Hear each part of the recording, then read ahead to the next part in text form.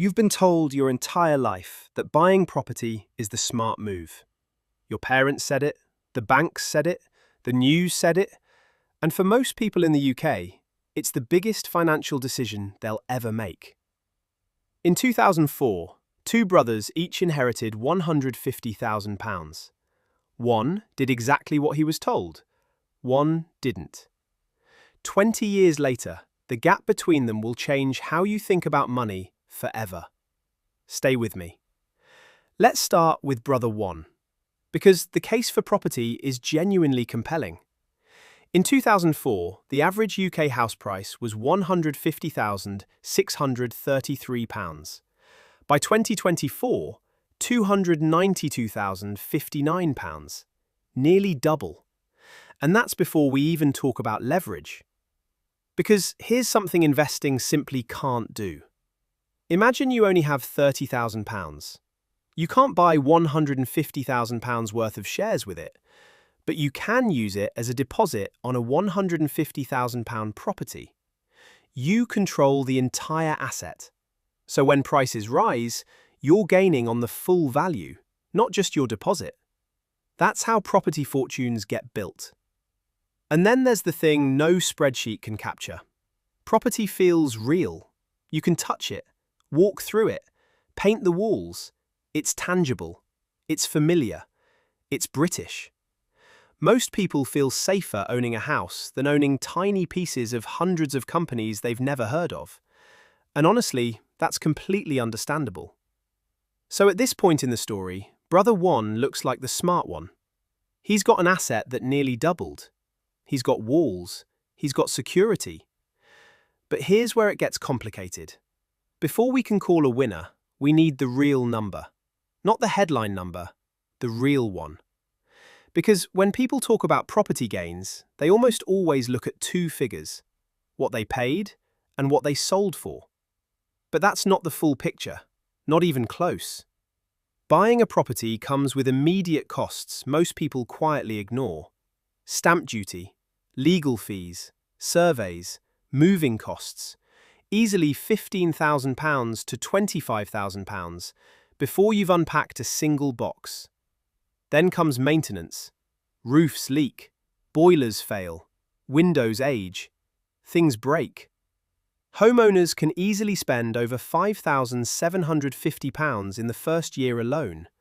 And those costs don't stop. They come back, every single year. But the cost nobody wants to look at directly? The mortgage. On a typical 25-year repayment mortgage, you can pay £100,000 to £130,000 in interest alone, not paying down the house, just interest. So here's the question nobody asks at the dinner table. You spent 25 years paying off that mortgage, but who actually got rich from that arrangement? Now let's look at what brother two was quietly doing this whole time. Brother two took the same £150,000 and then did something that sounds almost too simple. Nothing. He didn't check it every day, didn't panic when markets dropped, didn't move it around. He just left it. No viewings, no repair bills, no mortgage applications, no estate agents, no broken boilers at midnight. Just time. Now the numbers. Over 20 years, the FTSE 100 delivered a total return of 244%, around 6.4% per year, including dividends. The S&P 500 averaged 8.4% annually over the same period. A globally diversified index fund, roughly 7 to 7.5% annualized. Those percentages sound underwhelming. But compounding doesn't care whether you're impressed. At 7.5% annual growth, £150,000 invested in 2004 becomes approximately £650,000 by 2024. £650,000. No stamp duty, no maintenance, no mortgage, no phone calls about broken boilers. Just a number on a screen that kept quietly growing while brother two got on with his life. The numbers are starting to look very uncomfortable for one side of this argument. Here it is. The property looked like it doubled. £150,000 in, £292,000 out. Until you remember what it actually cost to get there. The buying costs, the maintenance, the repairs, the mortgage interest. Strip all of that away, and the real net gain on that property sits somewhere between £80,000 and £100,000.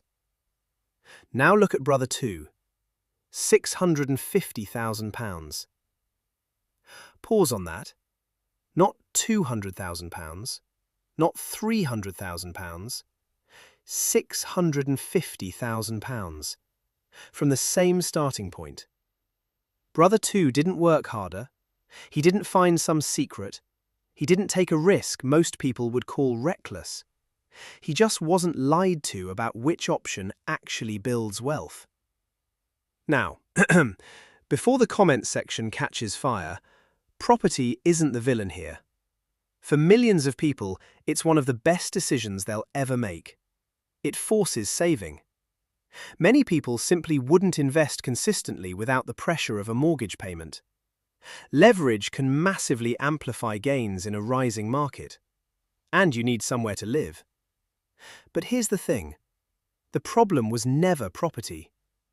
The problem is that for decades, one option was sold to you as the only sensible choice, while the other was quietly making people wealthy in the background.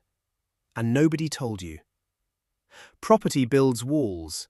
Investing builds freedom. The question was never which one wins. It was which one you were actually told the truth about. If this changed how you see things, hit like. It genuinely helps the channel.